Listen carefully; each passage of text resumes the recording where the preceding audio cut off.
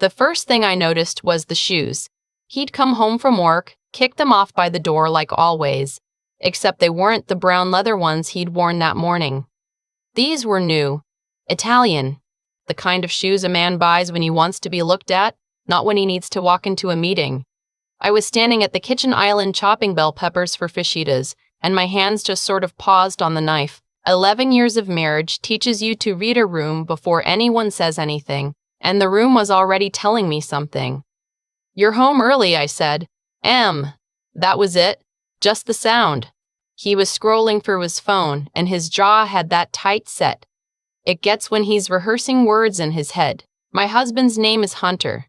He's 44, works in commercial real estate out of an office in downtown Raleigh, and that night he came home wearing cologne I'd never smelled before in my life. Not the Bleu de Chanel I bought him for our anniversary. Something sharper, younger.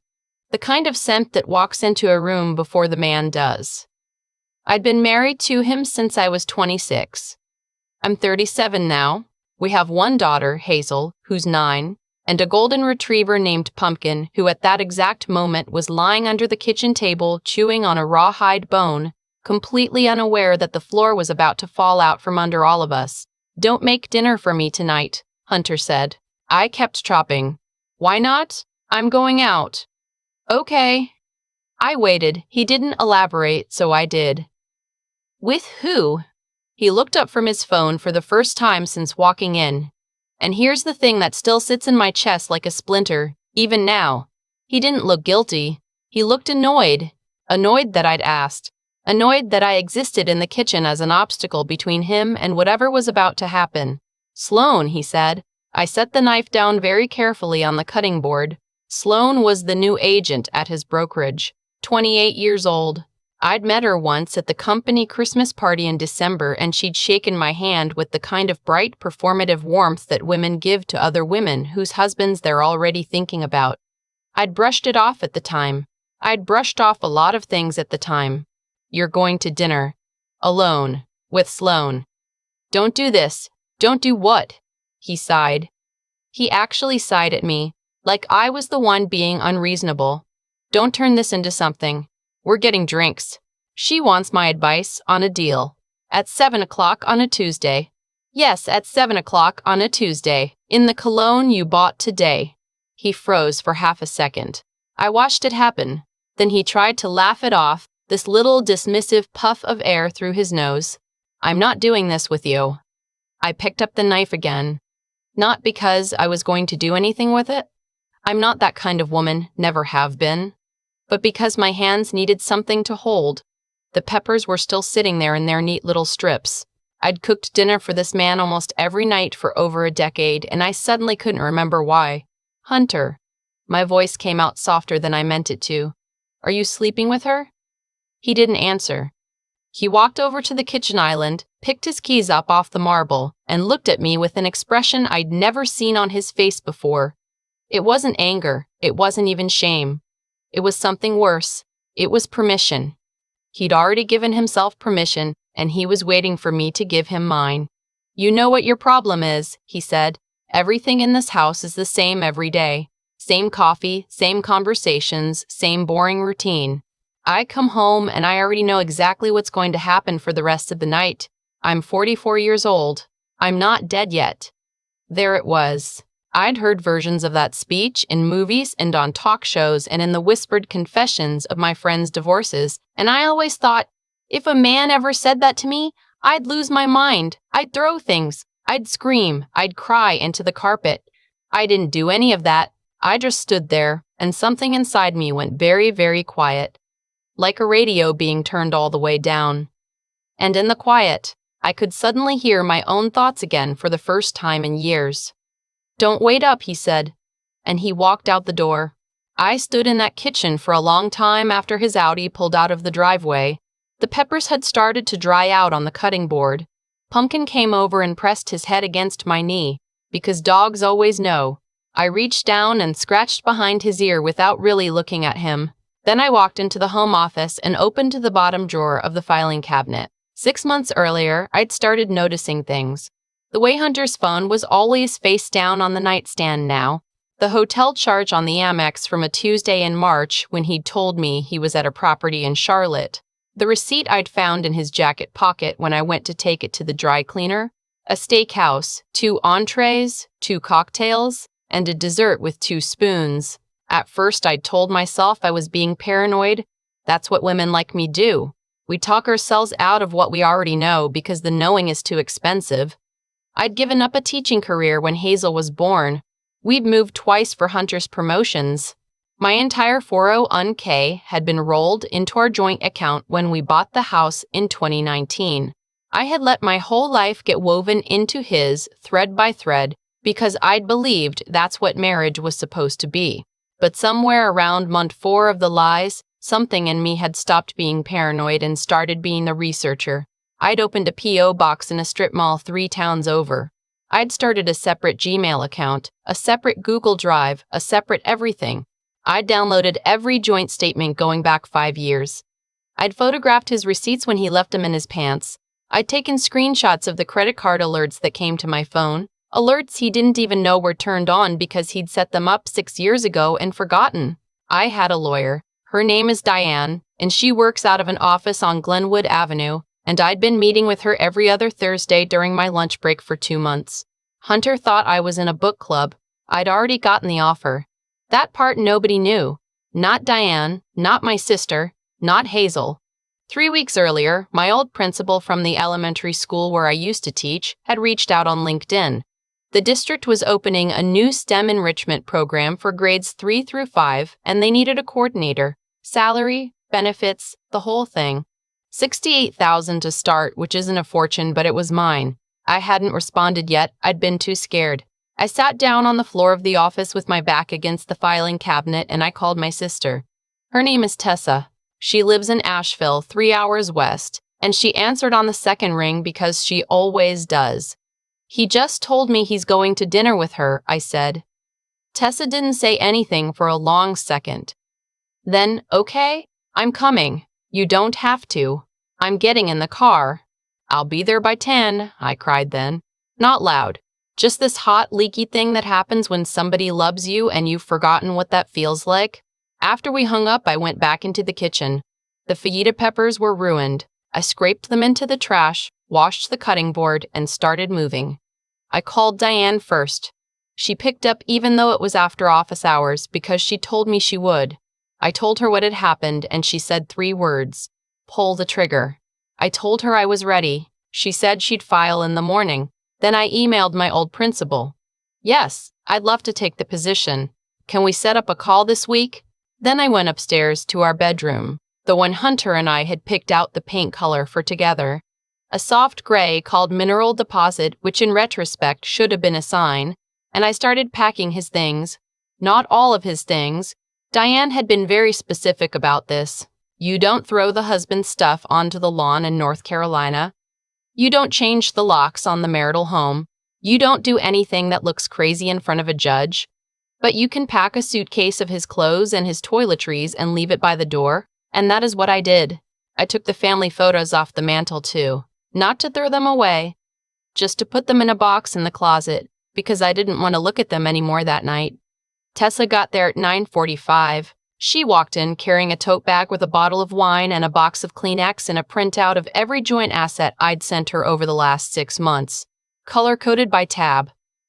My sister is an accountant. She is the most terrifying woman I've ever loved.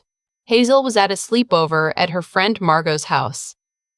That part, I'd already arranged that morning, before I even knew I'd need to, because something in me had been preparing for this night for weeks, and I just hadn't admitted it. Tessa and I sat at the kitchen island and we waited. He came home at 12:17. I know because I was watching the clock on the microwave. I'd had 2 glasses of wine and I hadn't eaten anything, and I should have been a wreck, but I wasn't. I was the calmest I'd been in years. Tessa was reading something on her phone with her reading glasses on, looking for all the world like she'd come over for a regular Tuesday night. The garage door rumbled. The interior door swung open. Hunter walked into his own kitchen and stopped. He took in the suitcase by the door. He took in my sister sitting at the island. He took in the manila folders stacked next to my wine glass. Bank statements, the deed to the house, the title to his Audi, the prenup we'd never signed but the inheritance papers we had, and his face did this thing where the muscles all sort of forgot what they were doing. "What is this?" he said. I looked at him. He smelled like her perfume now, layered under his new cologne. It was almost funny. "This is the part where you leave," I said. He laughed. He actually laughed. "Are you serious right now? It's midnight. It was midnight when you walked back in here, too." I noticed. "Where's Hazel? Hazel is safe. This is my house. This is the house my dad's life insurance paid the down payment on, Hunter." His mouth opened and then closed. "My father died when I was 23. He left me $84,000, every cent of which had gone into the down payment on this house in 2019. We'd talked about it as our money for years because that's what you do when you're married, but the wire transfer had come from my account, and the closing paperwork had my maiden name on the original earnest money deposit, and Diane had pulled every single one of those documents out of the county records in the last 6 weeks. "You called a lawyer," he said slowly. "I called a lawyer in March. That landed. I watched it land. I watched his eyes do the math, the dinners, the cologne, the Charlotte trip that wasn't, the way he'd been so confident I'd never figure any of it out. And I watched him realize that the wife he'd been so bored of had been 3 steps ahead of him for 6 months. You went through my things. You left your receipts in your pockets? Are you actually doing this over one dinner?" Tessa snorted from across the island. She couldn't help herself. She covered it with a cough. "It wasn't one dinner, Hunter." I kept my voice even. "It was the dinner in March. The hotel in Charlotte that wasn't a property tour. The night you said you were at Greg's house for poker when Greg was actually at a Hornets game. It was the way you started locking your phone with a new passcode in October. It was every single time I asked you if something was wrong and you told me I was being insecure. You're being insecure right now. I'm being a person." He stepped toward me. Not aggressively, not yet, but with the look of a man who was used to being able to soften women back into shape. He's good at it.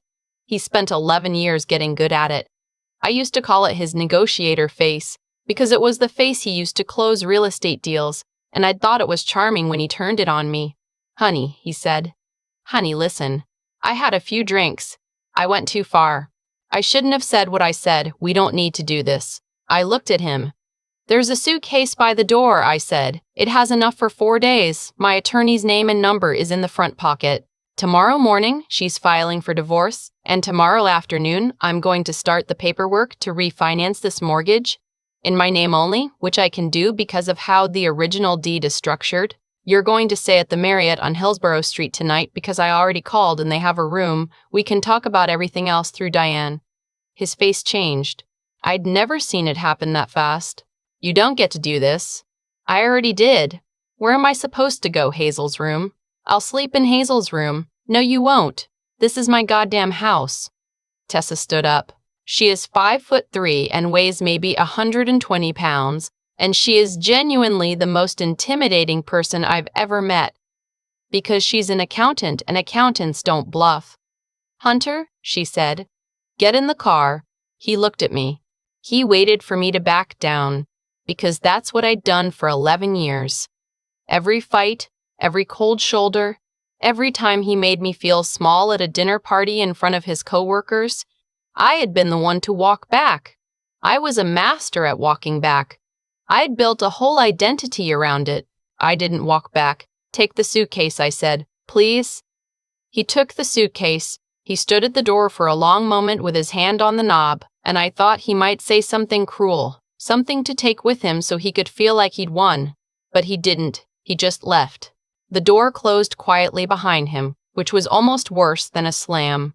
Tessa exhaled. We sat down at the island and she poured me another glass of wine, and we didn't say anything for a long time. Pumpkin came over and put his head in my lap.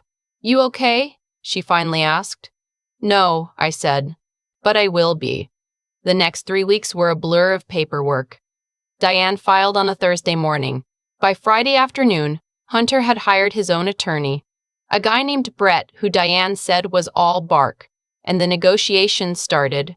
I won't bore you with the legal details. The short version is that because of how my father's inheritance had been documented and because Hunter had been moving money into a separate account I'd already screenshotted, the asset division went exactly the way Diane had quietly engineered it to go. But the part I want to tell you about isn't the divorce. The part I want to tell you about is the morning I drove to the elementary school for my interview. It was a Tuesday. I wore a navy blazer I hadn't put on in 9 years.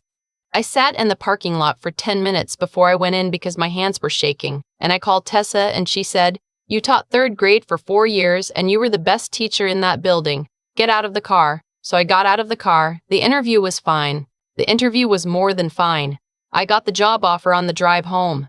I cried at a red light on Capitol Boulevard, this big, embarrassing, ugly cry, because for the first time in 9 years, somebody wanted me for me. Not for being Hunter's wife. Not for being Hazel's mom, for being the person I'd been before I'd let myself disappear. I started on August 12th. Hazel was the part I worried about most. 9-year-olds don't deserve any of this.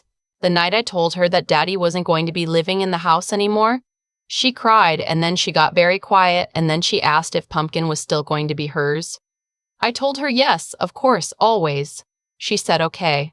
She climbed into my bed that night and slept curled up against me like she had when she was 3, and I lay awake for hours just looking at the side of her face. Her father gets her every other weekend now. The first few visits were rough. She came back from one of them in tears because Hunter had introduced her to Sloane, who apparently brought her a Build-A-Bear and tried to braid her hair. Hazel told me she'd asked Sloane to please not touch her hair, and I had never been prouder of my own kid in my life. Sloane lasted about 4 months. I heard about it from Greg's wife, Marlene, who had always secretly hated Sloane and who called me one afternoon under the thin pretense of asking about a recipe. Apparently, Sloane had moved into Hunter's apartment in June and moved out in October because, according to Marlene, she figured out he wasn't actually that fun, he was just married. I laughed when she said it. I genuinely laughed. By Christmas, Hunter started texting me again. Just little things. "How's Hazel doing in math? Did you get the holiday card from my mom? Hope you're well." I answered the ones about Hazel and ignored the rest. In January, he sent a longer one. He said he'd been in therapy. He said he understood now what he'd thrown away. He said he wasn't asking for anything. He just wanted me to know that he saw it now. Finally, the woman he'd been married to. The woman who'd been so much more than he'd let himself see. I read that text 3 times. Then I put my phone down and went back to grading vocabulary quizzes. I'm Robert Sinclair, 67 years old, and I'm Robert Sinclair, 67 years old, and there's a part of you that wants the apology, that wants the man who hurt you to finally understand the shape of what he broke. There's a part of you that wants the validation, but there's another part, and I think this is the part that women like me have to fight the hardest for, that knows the apology arriving after you've already healed yourself is just another thing he's asking you to carry. I didn't respond to the long text. A week later, he sent another one asking if we could talk. I told him that anything that wasn't about Hazel could go through Diane. I haven't heard from him about anything other than custody since. The house feels different now. I painted the bedroom. The new color is called Morning Light, and it's a warm pale yellow that makes the whole room feel like sunrise even on rainy days. I moved the furniture around. I bought a chair for the corner by the window where I read in the mornings before Hazel wakes up, with Pumpkin asleep at my feet and a cup of coffee that nobody is going to complain is too strong. Last week, my old principal walked into my classroom during 3rd period to drop off some forms, and one of my students, a tiny red-headed girl named Penelope, raised her hand and said, "Ms. Ben, that's our teacher. She's the best one in the school." My old principal smiled at me over Penelope's head, and I had to turn around and pretend to write something on the board, because my eyes had gone hot. The best one in the school. I used to be somebody's wife. I used to be somebody's mother, and I still am, and I'll be that until the day I die. But I forgot for a long time that I was also somebody's teacher. I was somebody's sister. I was somebody's daughter. I was a whole person before I was anyone's anything. And the man I married had spent 11 years quietly convincing me to forget that. And I had spent 11 years quietly agreeing. I'm not going to tell you I have it all figured out. I'm 37 years old, I'm raising a fourth grader by myself most weeks, and there are still nights I sit on the couch with a glass of wine and think about all the years I spent making a man's life comfortable while he decided I was the boring one. Those nights are real. I'd be lying if I said they weren't. But here's what I've learned. A man doesn't leave a marriage because it's boring. A man leaves a marriage because somewhere along the way, he stopped doing the work to keep it interesting, and then he blamed the woman who was carrying both of their share of the work. Boring is what selfish men call peace. Boring is what bored men call the women who built their entire lives around them. The night Hunter walked out of my kitchen wearing another woman's perfume, he thought he was finally choosing himself. He thought he was waking up. What he actually did was hand me back the life I'd been quietly missing for a decade, and I'd like to thank him for it, except I don't owe him thanks for anything. I did the work to be ready. I built the file. I called the lawyer. I took the job. He just gave me the night I needed. And the part nobody warned me about, the part I want to tell any woman who's reading this with a knot in her stomach because some piece of her recognizes the shape of what I'm describing, is that the other side of it isn't loud. There's no big triumphant scene. There's just a Tuesday morning where you wake up in a yellow bedroom and the dog needs to go out and your kid needs help finding her library book, and you realize that the small, ordinary life you're living now is yours, just yours, and nobody can decide you're not exciting enough to keep. That's the part he never understood. He went looking for excitement because he didn't know what to do with a woman who had finally stopped performing for him. He thought boring meant the marriage was dying. It wasn't. The marriage was just quiet, the way a long marriage is supposed to get quiet, because two people have stopped having to prove anything to each other. I wasn't bored. I was loyal. There's a difference, and most men don't learn it until it's too late. He learned.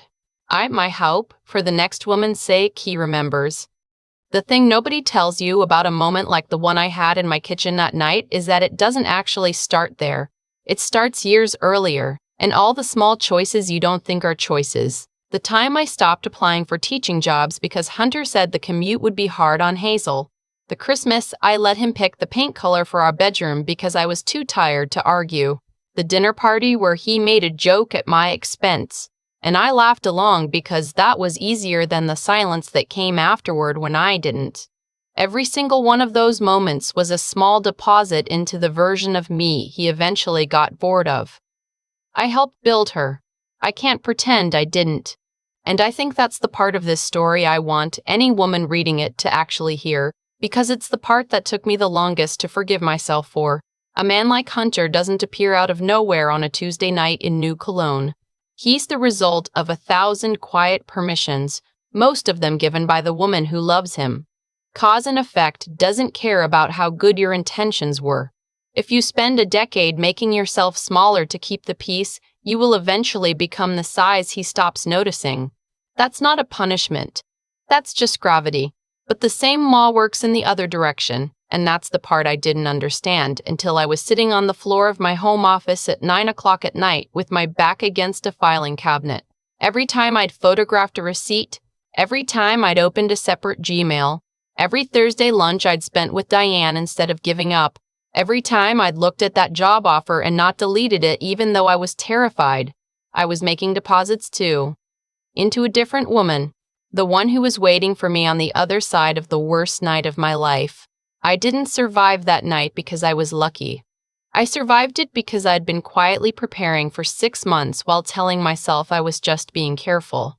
Preparation is what hope looks like when you're too scared to call it hope. If I've learned anything worth passing on to Hazel, it's this.